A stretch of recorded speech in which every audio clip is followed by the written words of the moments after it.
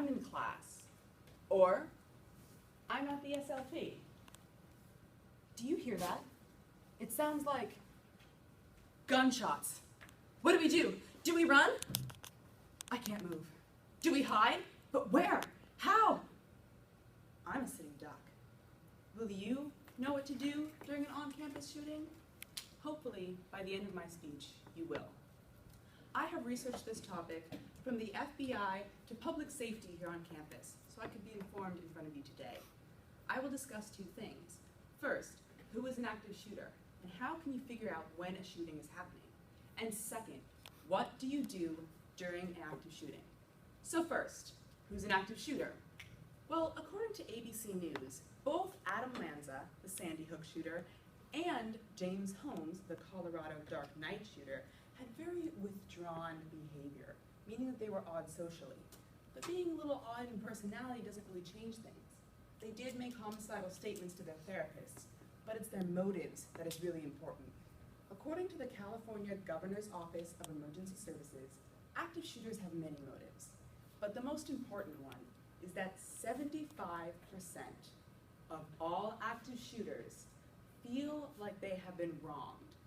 This means that more than half of all active shooters see themselves as victims. So now that you know kind of how the mindset of an active shooter is, how can you tell when you're involved in a shooting? Well, you're going to hear gunshots, as I mentioned earlier. Unfortunately, though, it's hard to tell when you can actually tell if it's a gunshot or not. Will it sound like the movies, the bang, bang, shoot 'em up? Or will it sound more like this? If you listen carefully, you'll hear a pop, pop, popping sound. More like popcorn popping outside of the microwave. And so it's hard to identify. It's often frustrating that people take too long trying to figure out that those were gunshots. You need to act quickly, bringing me to my next point. What do you do during an on-campus shooting? The FBI gives you three options. You have three options and one goal. Your goal is to survive. And through these three options, it will help you. So option number one, evacuate. This means run. In our classroom, we only have one door. So you're either going to run out, go up the stairs, or find an emergency exit, anywhere away from the shooter. If you're outside, evacuate means run away from the shooter and try to take cover. Bringing me to option number two, hide. Okay, if you're outside and you can't take cover, you need to hide in plain sight, which means playing dead. You lie face down on the ground, you keep your backpack on, and you wait for danger to pass. If you're inside, believe it or not, you probably already know how to hide. Do you remember in elementary school, you had a lockdown drill? And you were just like, oh, yes, not a fire drill. But your teacher would lock the door, turn off the lights, close the blinds if there was windows in the room, and you as the students would all crouch down really low out of sight. You're going to do the same thing in this situation, but you're also going to take your desks and flip them over barricade style so that you're prepared for point number three. You also want to make sure that you and your fellow classmates are spread out around the room. Because number three is confront. And yes, this does mean take on the shooter.